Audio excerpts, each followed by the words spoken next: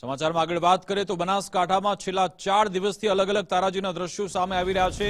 રાજ્ય સરકાર સતત ત્યાં સંપર્કમાં છે। આજે મુખ્યમંત્રી ભૂપેન્દ્રભાઈ પટેલ પણ સુઈગામ પહોંચ્યા। સુઈગામમાં અસરગ્રસ્તોની મુલાકાત તેમણે લીધી હતી। યુએસએ બનાવેલ શેલ્ટર હોમની મુલાકાત મુખ્યમંત્રી ભૂપેન્દ્રભાઈ પટેલે આજે લીધી હતી।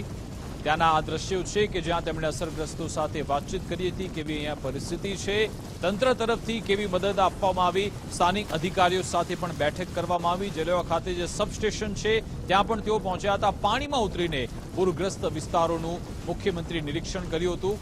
આ નિરીક્ષણ પત્યા બાદ તેમણે અધિકારીઓ સાથે એક બેઠક પણ યોજી હતી। પૂરગ્રસ્ત લોકોને મળીને તેમણે મદદનું આશ્વાસન પણ આપેલું છે। સુઈગામ તાલુકો વરસાદથી સંપૂર્ણ અસરગ્રસ્ત છે, જ્યાં અત્યારે મુખ્યમંત્રી પોતે પહોંચ્યા છે, તેમની સાથે આલા અધિકારીઓ પણ છે।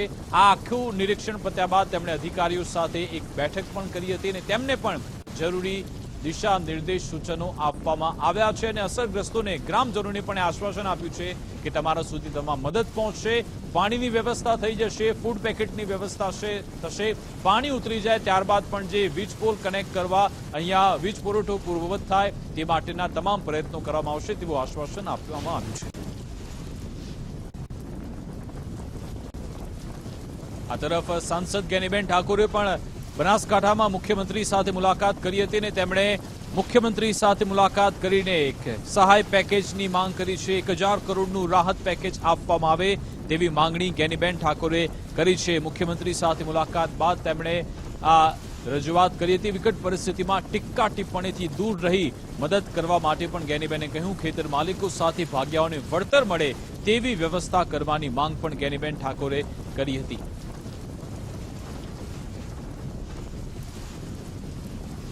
પણ અમે હેક્ટરે 50,000 રૂપિયા દરેક ખેડૂતોને મળે તે ટાઈપની માંગણી કરી છે। રહેણાંક વિસ્તારમાં જ્યાં પણ પાણી ભરાયેલું છે ત્યાં રોગચાળો ફાટી ન નીકળે તેના માટે કરીને મેડિકલની સેવાઓ વિશેષ ટીમો અહીંયા તૈનાત થાય એ પણ માંગણી કરી છે। વીજ પુરવઠો હોય અને અન્ય જે વર્તમાન જે ઓન ધ સ્પોટ ઇમરજન્સી જરૂર છે એવા જે કઈ માંગણીઓ છે એ માંગણીઓ પણ અમે સીએમ પાસે મૂકી છે। એમને ખૂબ ખુલ્લા દિલે આશ્વાસન પણ આપ્યું છે અને જે કાયમી આનું સોલ્યુશન થાય એના માટે પણ આવનાર સમયની અંદર બજેટમાં કે જ્યાં જોગવાઈ કરવી પડે ત્યાં કરીને એક આ સહિયારો પ્રયત્ન, આ કોઈ પક્ષાપક્ષીથી પર રહીને અમે પૂરેપૂરું વહીવટી તંત્રને જ્યાં સપોર્ટ કરવાનો હોય ત્યાં કોઈ પણ પ્રકારની ટીકા ટિપ્પણી કર્યા વગર સપોર્ટ કરશું। પણ જે નુકસાન થયું છે એનું વળતર સરકાર ખેડૂતોને આપે।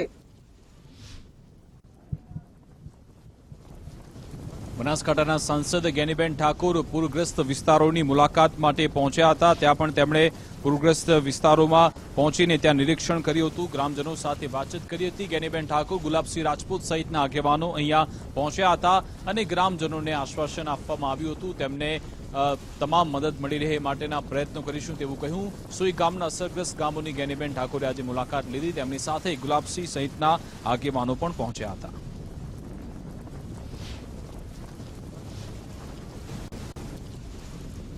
તો આ તરફ હવે એક બાજુ બનાસકાંઠામાં પૂરની પરિસ્થિતિ છે અને એની વચ્ચે જોરદાર રાજકારણ પણ રમાઈ રહ્યું છે। રાજકીય નેતાઓ જાણે કે રાજનીતિમાં વ્યસ્ત છે, એકબીજા પર આરોપ પ્રત્યારોપ કરવામાં આવ્યા। મંત્રી જગદીશ વિશ્વકર્માએ આજે જ્ઞાનીબેન ઠાકોર પર પ્રહાર કર્યા। તેમણે કહ્યું વાવ થરાદ સુઈગામની પ્રજા અત્યારે ત્રાહિમામ છે અને જ્ઞાનીબેન કોંગ્રેસના અધિવેશનમાં વ્યસ્ત હતા। સાંસદ જ્ઞાનીબેન ઠાકોરને મતદારો જીતાડ્યા છે તેવું તેમણે સ્ટેટમેન્ટ આપ્યું હતું। એની સામે જ્ઞાનીબેન ઠાકોર તરફથી પણ પલટવાર થયો। તેમણે કહ્યું કે આ તમામ આરોપો પાયાવિહોણા છે। અમે પહેલા દિવસે જ સોશિયલ મીડિયામાં પોસ્ટ કરી હતી અને મદદ માટે પ્રયત્નો કર્યા હતા। દુઃખની વાત એ છે કે બનાસકાંઠા જિલ્લાના જે સાંસદ છે, જ્યારે બનાસકાંઠા પૂરગ્રસ્ત પરિસ્થિતિમાં ડૂબ્યું છે, એની જનતા ડૂબી છે, ભારતીય જનતા પાર્ટીના તમામે તમામ કાર્યકર્તા, ધારાસભ્યો, પૂર્વ ધારાસભ્યો, બનાસ ડેરી પોતે અધ્યક્ષીઓ, માન્ય મુખ્યમંત્રી પોતે અહીંયા આવી રહ્યા છે, ત્યારે બનાસકાંઠાના સાંસદ જ્ઞાનીબેન ઠાકોરને અહીંયા ગુજરાતની પ્રજાને જોવા માટે ચિંતા હતી અને કોંગ્રેસના અધિવેશનમાં જવાનો સમય છે। આ ખૂબ જ દુઃખદ ઘટના છે। બનાસની જનતા આ ઘટનાને ક્યારેય નહીં ભૂલે કે જે જ્ઞાનીબેનને વોટોથી જીતાડ્યા છે એ કોંગ્રેસના અધિવેશનમાં સોમનાથની અંદર જે અધિવેશન કરી રહી છે, કાર્યકર્તાને ભણેરી શું પાઠ ભણાવવાના છે? જ્યાં પ્રજા દુઃખી છે, પ્રજાને ખાવા નથી મળતું, પ્રજા જ્યાં ડૂબી રહી છે પાણીની અંદર, જ્યાં સરકાર પોતે તાત્કાલિક આ બધી રાહત સામગ્રી કામગીરી કરી રહી છે ત્યારે ગેનીબેનને કોંગ્રેસના અધિવેશનમાં ભાષણ કરવાની પડી છે. દુઃખદ ઘટનાને એ ભારતીય જનતા પાર્ટી સખત પડે. તો સૌથી પહેલા મોબાઈલ ઉપર એના પેજ ઉપર પોસ્ટ મેં અને ગુલાબભાઈએ મૂકી હતી અમારા મોબાઈલ નંબર સાથેની કે આમાં કોઈ પણ કામની જરૂર પડે, કોઈ તકલીફ હોય તો અમારો સંપર્ક કરી શકો છો. પણ વાત એ હતી કે જ્યારે 17માં વિધાનસભાની ચૂંટણી આવવાની હતી એટલે આખી સરકાર મુખ્યમંત્રી હાથે બનાસકાંઠામાં વહીવટી તંત્ર આખું હતું, કેમ કે એ ટાઈમે એમને ચૂંટણી દેખાતી હતી. પણ આ વખતે આટલો વરસાદ પડવા છતાં જે વહીવટી તંત્રએ લોકેશન ઉપર જઈને વીજ પુરવઠાની વાત હોય, કેશ ડોલની વાત હોય, ફૂડ પેકેટ કે જે જીવન જરૂરિયાત વસ્તુઓ છે એ પણ હજી આજ સુધી આ વિસ્તારની અંદર કોઈ પણ ગામોની અંદર પહોંચી નથી. એ કામ કરવાને બદલે કોઈની ટીકા ટિપ્પણીમાં પડે છે. એટલે છટકવાની બારી જ્યારે ગોતતા હોય ત્યારે એમને આ વિસ્તારના ગામડાની મુલાકાત લેવી જોઈએ. બનાસકાંઠામાં મેઘરાજાની તબાહી બાદ હવે રાજકારણ જોવા મળી રહ્યું છે. કોંગ્રેસ જિલ્લા પ્રમુખ ગુલાબસિંહે પણ ભાજપ સરકાર પર પ્રહાર કર્યા. તેમણે કહ્યું વિકટ પરિસ્થિતિ હતી ત્યારે સરકારે ટાવરો બંધ કર્યા હતા. ટાવરો બંધ કર્યા જેથી લોકો પોતાની પીડા જણાવી ન શક્યા. ટાવરો ચાલુ હોત તો સોશિયલ મીડિયાની મદદથી સ્થિતિ સૌ કોઈને ખબર પડી જાત. વિકટ પરિસ્થિતિમાં કંટ્રોલ રૂમના નંબર પણ બંધ રાખવામાં આવ્યા હતા. સરકારે જેમ કદાચ વાત કરતા હો ગેનીબેનની લોકસભાની અંદર વોટિંગો ગયા હોય તો સરકારે વિધાનસભા ચલાવતી બંધ કરીને આખું સરકારે મંત્રીમંડળ અહીંયા આવી જવું જોઈએ ને. 3 દિવસ પછી વિધાનસભા ચલાવી લેવી હતી. આ વિસ્તારની અંદર શું તકલીફ છે, મોબાઈલના ટાવરો બંધ હતા. બાકી જો મોબાઈલ ચાલુ હોત તો ખબર પડો સોશિયલ મીડિયાના માધ્યમથી આ વિસ્તારમાં શું પરિસ્થિતિ હતી. પણ જાણે જોઈને મોબાઈલના ટાવરો જ બંધ કરી નાખે તો કોઈ પોતાની પીડા ના કહી શકે, કોઈ પોતાની વેદના ના કહી શકે.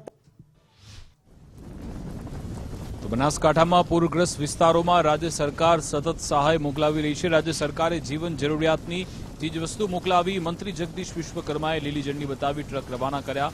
પાલનપુર કલેક્ટર કચેરીથી ચીજવસ્તુ લઈ ટ્રક રવાના થયા હતા. સુઈગામ તાલુકાના 13 પૂરગ્રસ્ત ગામોને પ્રાથમિકતા અપાઈ. સુઈગામ તાલુકામાં તાત્કાલિક કીટનું વિતરણ કરવામાં આવશે. કલેક્ટર દ્વારા એનજીઓ સરકાર બનાસકાંઠા બનાસ ડેરી દ્વારા પણ ફૂડ પેકેટોની વાત કરું તો બધા જગ્યાએ લગભગ 1.5 થી 2 લાખ ફૂડ પેકેટો આપવામાં આવ્યા છે.